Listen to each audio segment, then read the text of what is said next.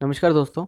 आज हम ये जानेंगे कि एक स्टॉक ब्रोकर क्या होता है और अगर आप एक स्टॉक ब्रोकर बनना चाहते हो तो उसका जो पूरा प्रोसेस है वो क्या है, उसकी क्वालिफिकेशन क्या है, या फिर अगर आप एक सब ब्रोकर या फिर ऑथराइज पर्सन बनना चाहते हो तो उसकी जो क्वालिफिकेशन और जो पूरा प्रोसेस है वो क्या होता है। तो चलिए शुरू करते हैं। This ain't over.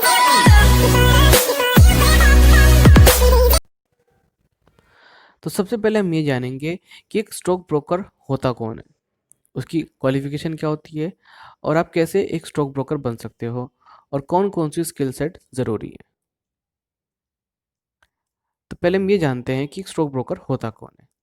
तो जैसे कि हम जानते हैं कि अगर हमें किसी भी स्टॉक एक्सचेंज यानी कि एनएसई या फिर बीएसई से अगर हमें कोई भी स्टॉक अगर हम बाय करना है तो वो हम डायरेक्ट बाय नहीं कर सकते हैं। उसका रीज़न क्या है? उसका रीज़न है स्टॉक ब्रोकर, क्योंकि हमें अपना डीमेट और ट्रेडिंग अकाउंट किसी न किसी स्टॉक ब्रोकर के पास ओपन करवाना ज़रूरी है।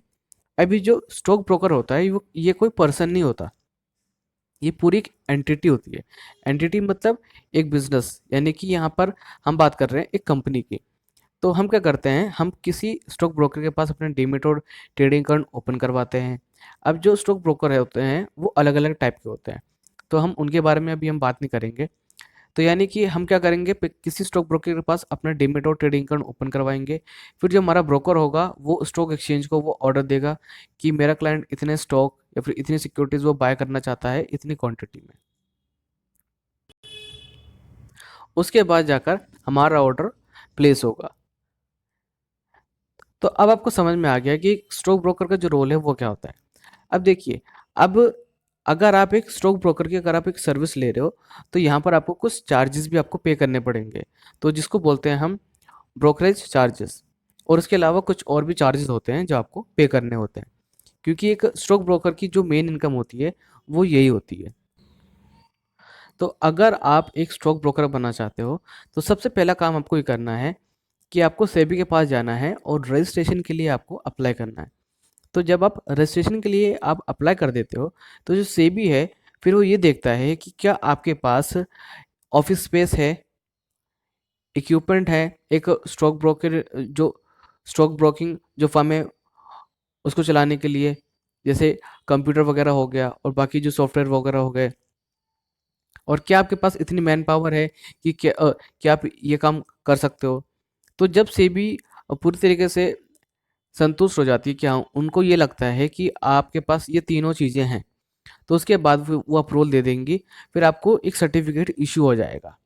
तो जैसे ही आपको वो सर्टिफिकेट मिल जाता है फिर आपको कराना होता है अ, किसी भी जो स्टॉक एक्सचेंज है उनकी आपको मेंबरशिप लेनी पड़ती है।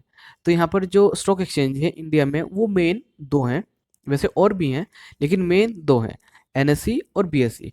तो यहाँ पर आपको जब उनकी मेंबरशिप लेनी होगी तो उसके लिए आपको एक मेंबरशिप फ़ी पे करनी है, प्लस एक सिक्योरिटी डिपॉजिट अमाउंट आपको पे करना है। उसके बाद जाके आपको जो एनएसई या फिर बीएसई उसकी आपको मेंबरशिप आपको मिल जाती है। अब अगर आपको एनएससी या फिर बीएससी की अगर आपको मेंबरशिप चाहिए तो उसके लिए जो एज है आपकी वो 21 होनी चाहिए मिनिमम, और आपको 2 साल का एक्सपीरियंस होना चाहिए किसी भी स्टॉक ब्रोकिंग फर्म के साथ। और आपकी वहाँ पे नेटवर्थ भी देखी जाती है, यानी कि जो हमारा एक्सचेंज होगा वही देखेगा कि आपकी जो नेटवर्थ है वो कितनी है। अब फिर आपको क्या करना होता है, जो हमारी डिपॉजिटरी है आपको उसके पास जाना होता है और वहाँ पर भी आपको मेंबरशिप के लिए आपको अप्लाई करना होता है। तो अब ये कौन होती है? तो ये एक ऐसी एंटिटी है जो कि जो कि हमारी जो सिक्योरिटीज़ होती हैं जैसे स्टॉक हो गया, म्यूचुअल फंड के यूनिट्स हो गए या फिर गवर्नमेंट बॉन्ड्स हो गए, उनको इलेक्ट्रॉनिक फॉर्म में अपने पास रखती है। तो अगर आप किसी भी स्टॉक ब्रोकिंग फर्म के पास अपना डीमेट और ट्रेडिंग अकाउंट ओपन करवाते हो तो जो डीमेट अकाउंट होता है, डीमेट अकाउंट वो वो इनके पास ओपन होता है, डिपॉजिटरीज के पास। तो इंडिया में जो डिपॉजिटरीज हैं वो दो हैं, एक है सीडीएसएल, एक है हमारा एनएसडीएल। तो यहाँ पर भी हमें मेंबरशिप फी हमें पे करनी होती है और एक सिक्योरिटी डिपॉजिट अमाउंट हमको देना होता है, तब जाके हमें डिपॉजिटरी की हमें मेंबरशिप मिल जाती है। तो यहाँ पर हमें दो मेंबरशिप की ज़रूरत है, एक है स्टॉक एक्सचेंज की, दूसरा डिपॉजिटरीज की।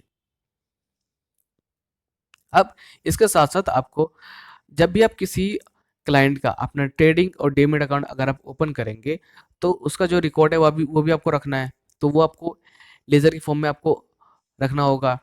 और दूसरी चीज़, जितने भी कंप्लायंसेस हैं उनको फॉलो करने के लिए आपको एक कंप्लायंस ऑफिसर भी आपको अपॉइंट करना ज़रूरी है।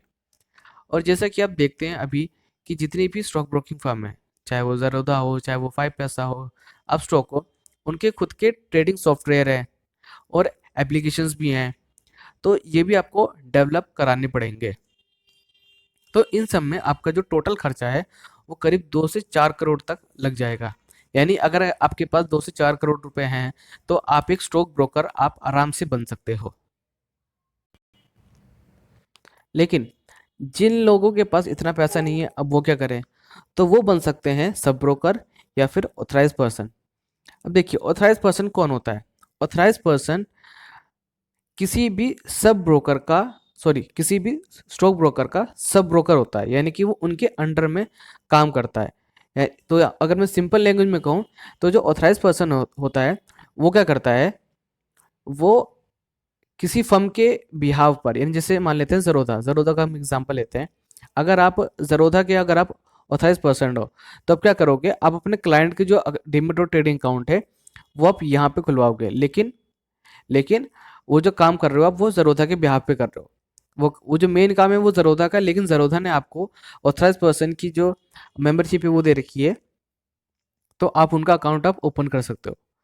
अब यहाँ पर क्या होगा कि आप जितने भी अकाउंट ओपन करवाओगे, मान लेते हैं कि आपने 20 अकाउंट आपने ओपन करवाए, यानी 20 आपने डीमैट ट्रेडिंग अकाउंट आपने ओपन करवाए।